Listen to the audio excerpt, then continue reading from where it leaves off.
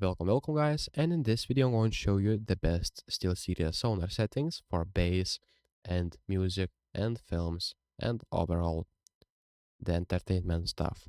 So basically what you'll need to do is go and click on the link down below in my description and it will open up our official SteelSeries website.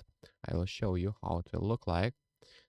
It will open up like this and automatically it will open up your SteelSeries Sonar.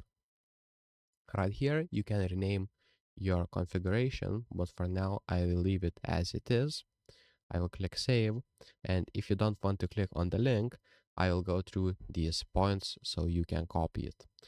So I will go fast through these points. You can pause the video if you want to. And basically, I'll go through other options. So now let's go to the bass. So it is right now at 10 decibels. It can be a little bit too much. So just try it out and test it by yourself. For the voice, it is perfect for me. And for the treble, just you can go a little bit higher. And for the spatial audio, use it as your own preference too, because it gives a different and weird feeling if you're not used to it. So basically try it out.